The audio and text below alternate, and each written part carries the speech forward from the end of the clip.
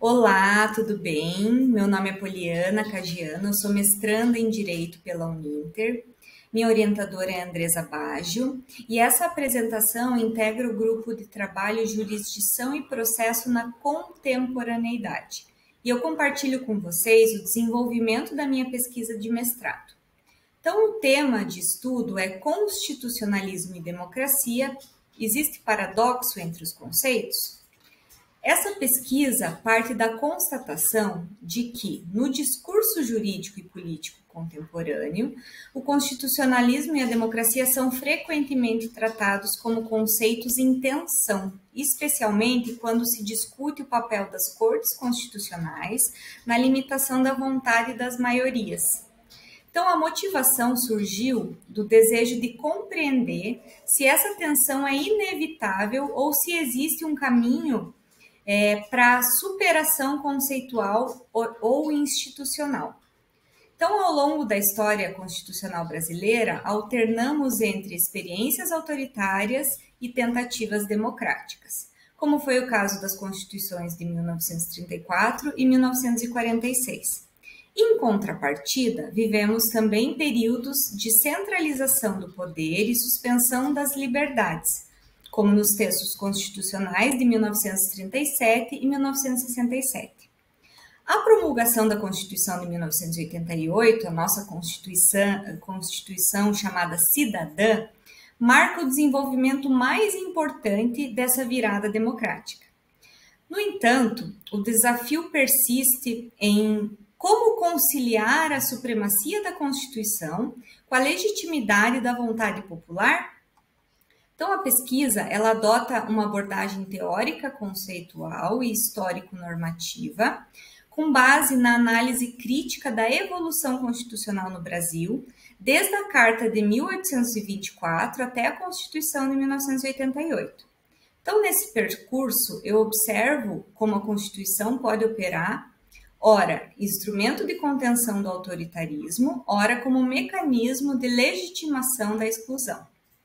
Então, o estudo dialoga com diversos autores, entre os quais se destacam o Dworkin, que defende a democracia como um governo da maioria legítima, Luiz Roberto Barroso, que aborda a função contramajoritária da jurisdição constitucional, Norberto Bobbio, sobre os limites e poder da normatividade das liberdades, o Miller, que traz a noção do povo como titular da soberania democrática, Cláudio Pereira de Souza Neto, com o conceito de constitucionalismo democrático.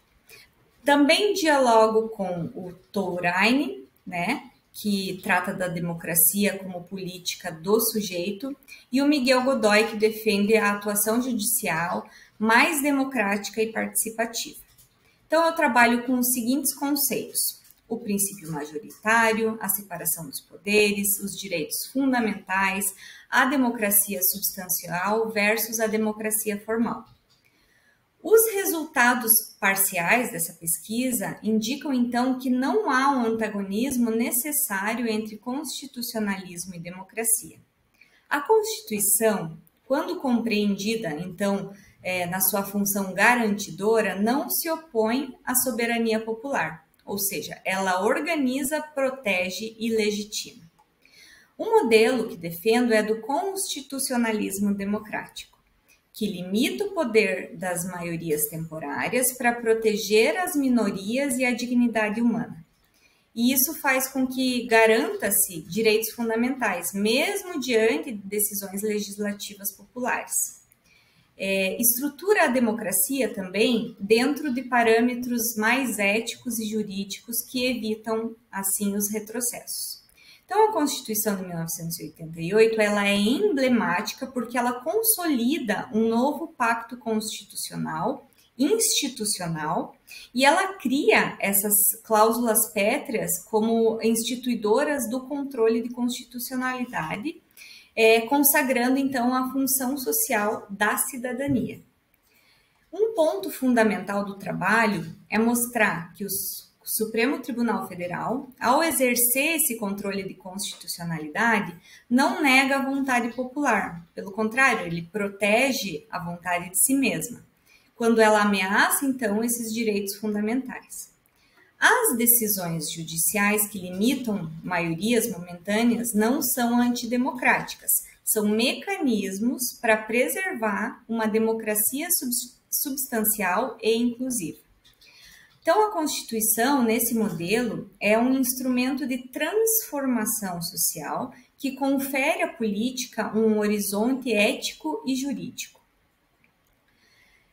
O constitucionalismo e a democracia, então, como conclusão, eles não se anulam, mas eles se complementam. Então, não há um Estado verdadeiro, Estado de direito, se a democracia for reduzida à regra da maioria ou votações formais, por si só. A Constituição, então, não existe para sufocar o desejo coletivo, mas para proteger o próprio povo dos impulsos autoritários que ainda são legitimados pelo voto. Como ensina, então, o Norberto Bobbio, o perfeito governo livre é aquele em que todos participam dos benefícios dessa liberdade. E isso exige mais que eleições. Exige um respeito às diferenças, acesso efetivo a direitos, proteção contra esse abuso de poder e a defesa do constitucionalismo democrático como um compromisso ético e político com o quê? Dignidade da pessoa humana, inclusão das maiorias e das minorias, participação plural real, justiça social como finalidade do Estado, liberdade como bem coletivo, não privilégio de poucos. Então, nesse modelo, o que acontece? No poder judiciário, a parte de garantia da democracia, né?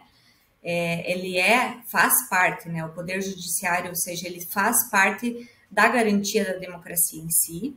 A Constituição vive e resiste e se transforma desde que seja defendida como um espaço de luta e avanço civilizatório. Então, o verdadeiro desafio não seria escolher a Constituição ou democracia, mas entender que uma não sobrevive sem a outra. Então, eu encerro aqui a minha apresentação, agradeço ao Uninter, à minha orientadora, aos professores que me acompanharam, aos colegas do Grupo de Pesquisa, Jurisdição e Processo, pela escuta e pelas contribuições.